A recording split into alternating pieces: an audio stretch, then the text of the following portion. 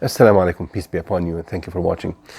This is part 5, the final part of this short series, discussing the authenticity of the Quranic text based on testimonies made by Christian scholars, not Muslim scholars. Please watch parts 1 to 4 for the previous testimonies that I have quoted and for the brief introduction that I have made in part 1 specifically. We go on and read some other testimonies made by Christian scholars which can be used to refute any kind of false claims made by uneducated YouTubers who try to cast any doubt or some doubt about the Quran. These testimonies that I'm quoting are by people who dedicated their lives to studying Islam, studying the Quran, and studying the history of Islam and the history of the Quran. And this is what they had to say, as you will see in the previous videos and in this video.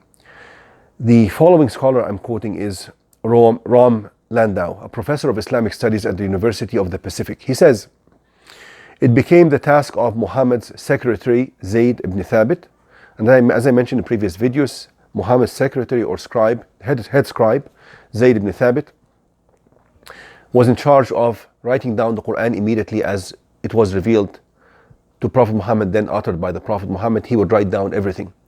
And those parchments or tablets would be kept in the house of the Prophet Muhammad. And then after the death of the Prophet Muhammad, Zayd also was in charge of compiling all of them in one book. And he also collected all the parchments and tablets and the books written by all the other companions and cross-checked them to make sure that everything was perfect. And this same scribe and companion of the Prophet Muhammad, Zayd ibn Thabit, was in charge of the second committee. So the first committee was during the life of the Prophet Muhammad. Then within months after the death of the Prophet Muhammad, everything was compiled in one book.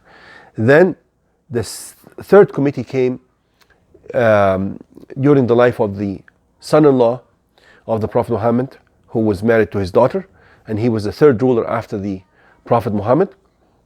His name was Uthman, and he basically took this master copy made by Zayd, or made under the auspices and supervision and custodianship of Zayd. This master copy, which was preserved in the house of the wife of the Prophet Muhammad after the death of the Prophet Muhammad, and his wife was Hafsa. This master copy was taken and then copied again and distributed throughout the Muslim world during the time of Uthman, and that is why the current Quran that we have, it is sometimes referred to as the Uthmanic copy. Just a brief history. So he says here, Ram R-O-M Landau, he says, "It became the task of Muhammad's secretary Zayd ibn Thabit to bring these sayings together in textual form." Then he says, Abu Bakr, who was the successor of the Prophet Muhammad, he came right after him. He ruled after him. He only ruled for 2 years. He says, Abu Bakr had directed the work. And later, after a revision at the command of Uthman, so there was a writing during the life of the Prophet Muhammad. Then all these writings were compiled in one book during the time of the first ruler, Abu Bakr, months after the death of the Prophet Muhammad. Then 20 years later, that master copy was taken and copied again and again and distributed as the official copy for the Muslim world during the time of Uthman. He says here, Ram Landau, he says, Abu Bakr had directed the work, and later, after a revision at the command of Uthman, the Quran took its standard and final form that has come down to us unchanged. The final testimony from a Christian scholar by the name of Forster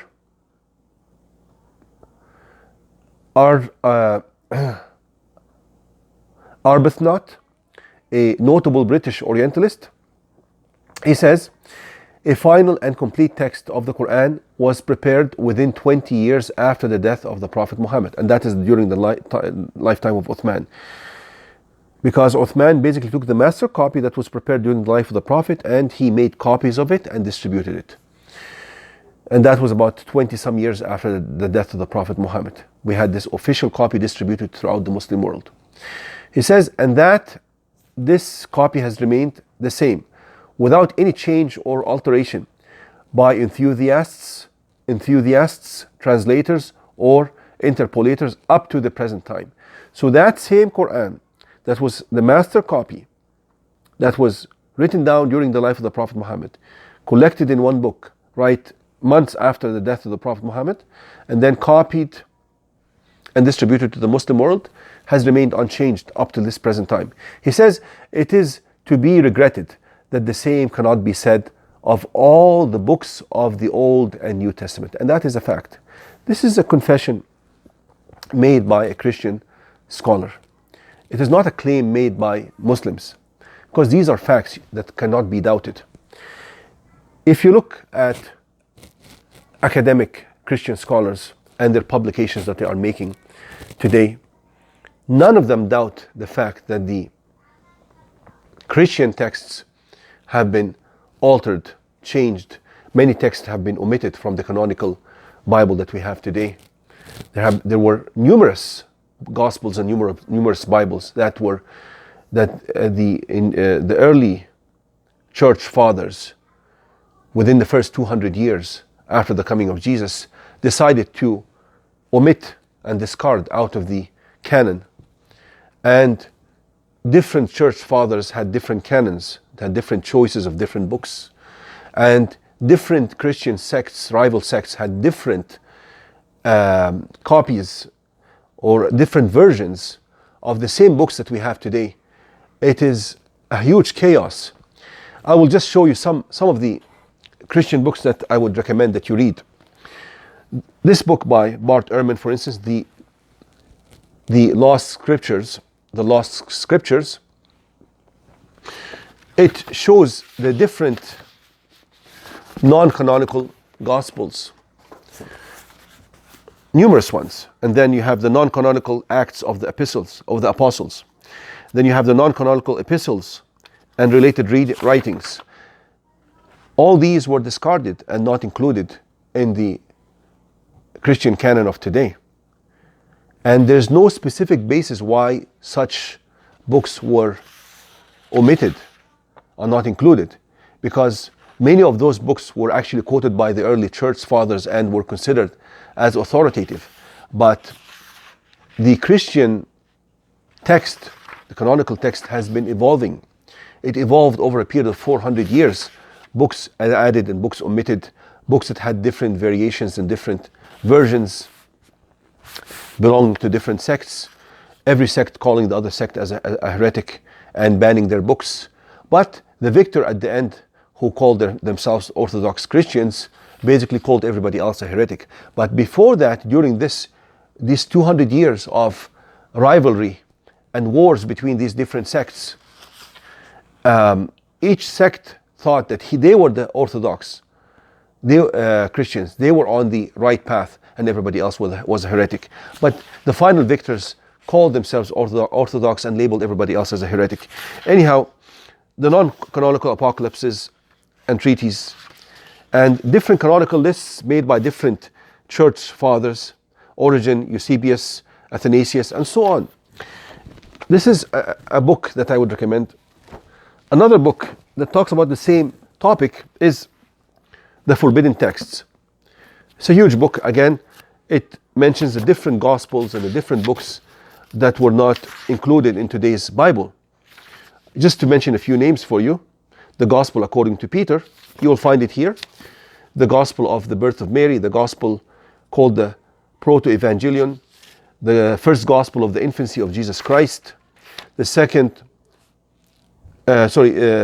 Gospel of St. Thomas, of infancy of Jesus Christ, the Gospel of Nicodemus, so on, and the list goes on and on and on and on.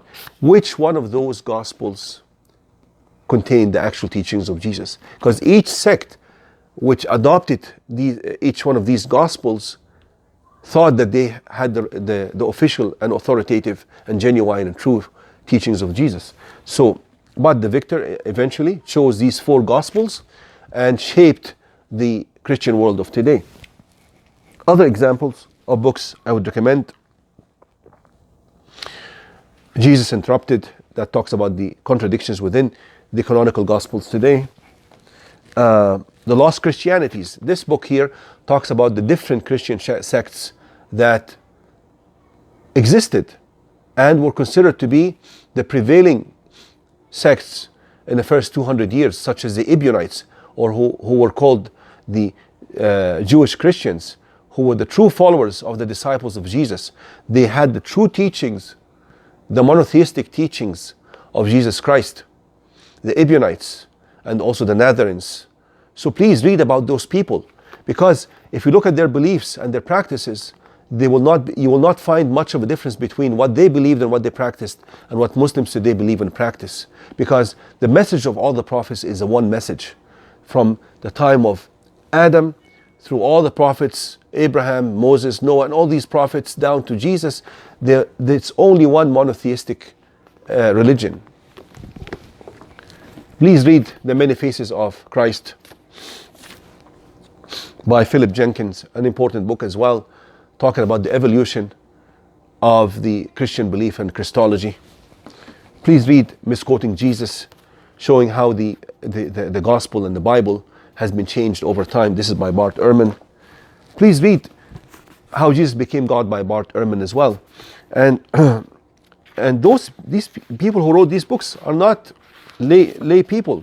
They are professors and authorities of early Christian history. Professor Bart Ehrman is a professor in the University of North Carolina, and he's a world authority on these subjects in early Christianity.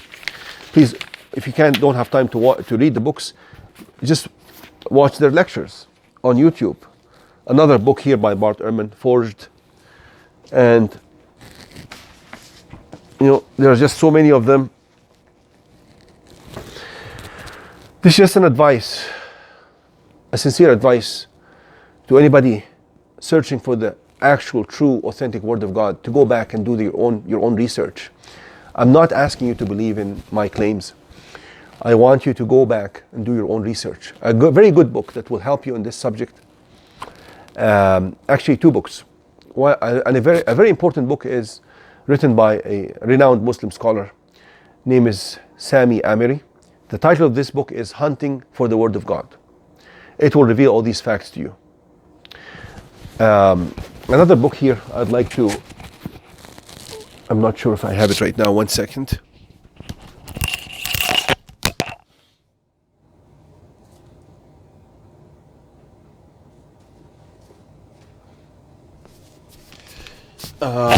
Another book here by Lawrence Brown, Dr. Lawrence Brown, called Godded and Misguided. These two books are very important as well. It will show you it's a roadmap on how to find your way through the Abrahamic faiths, starting with Judaism, Christianity, and Islam. It shows you where to find the Word of God. Thank you for watching.